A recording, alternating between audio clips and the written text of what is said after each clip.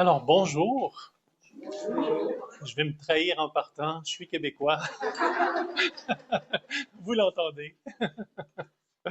Euh, merci d'être ici tous ce matin.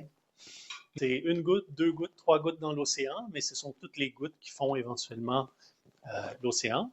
Alors voilà, c'est comme ça que j'ai décidé d'écrire le livre basé. C'est un peu comme un sentiment d'urgence. Je le décris au début du livre. Je sentais que je devais. Je ne pouvais pas juste rien faire, c'est juste laisser passer comme ça.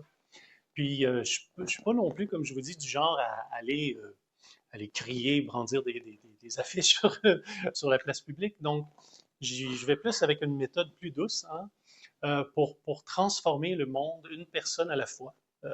Évidemment, c'est plus lent peut-être, mais c'est plus sûr, c'est plus doux et c'est plus agréable.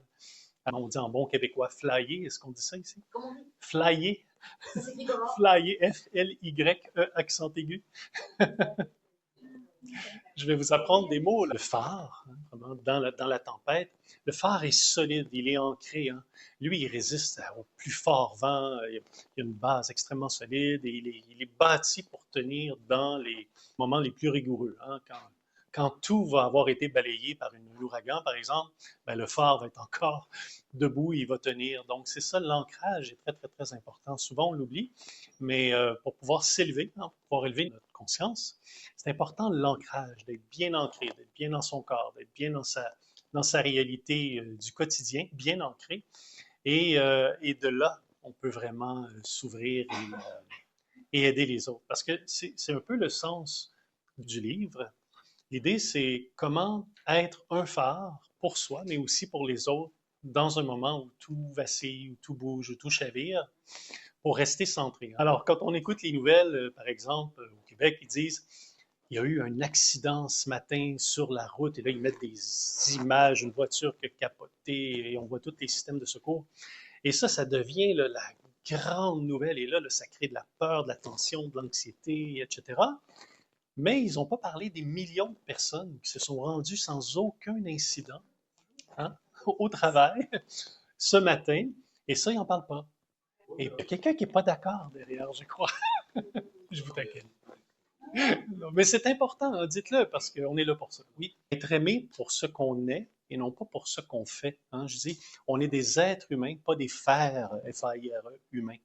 J'avais un peu envie de vous dire si vous aviez un conseil à donner, mais c'est un peu synthétique et c'est peut-être pas un conseil, c'est peut-être un. Mais si vous aviez un conseil à donner ou un message, un message qui, pour vous, a beaucoup aidé les gens que vous avez accompagnés, ou peut-être vous aussi, enfin, voilà. Vraiment, je dirais, apprenez la méditation. Mais vraiment, c'est ça le secret, disons. C'est d'arriver à vivre avec, tu sais, ce qui nous dérange le plus souvent, c'est nos pensées, notre mental, qu'on dit qui n'arrête jamais, là. Hein. Alors, quand on apprend à méditer, on apprend, et ce n'est pas contrôler ses pensées. On ne peut pas contrôler nos pensées. Comme on ne va pas arrêter notre cœur de battre pendant qu'on va méditer, on va mourir. Hein. Nos pensées, eux autres, vont continuer de circuler, mais on apprend à les regarder de loin. Un peu comme les nuages dans le ciel qui passent. Alors, laissez-moi vous raconter une dernière histoire. Il y a un phare sur une côte rocheuse. Page 173, si vous voulez suivre. Vous avez le livre.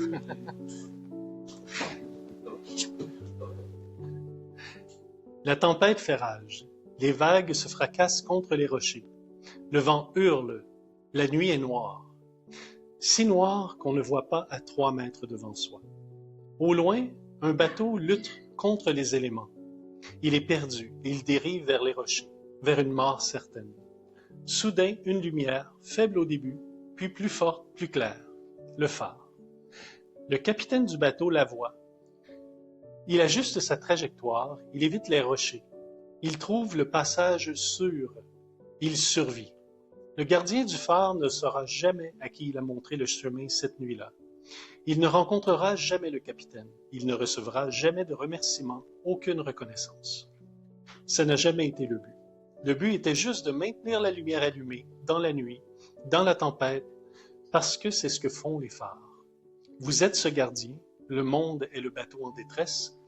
Votre conscience, cette présence que vous cultivez, cette paix que vous maintenez, cette clarté que vous préservez, c'est la lumière.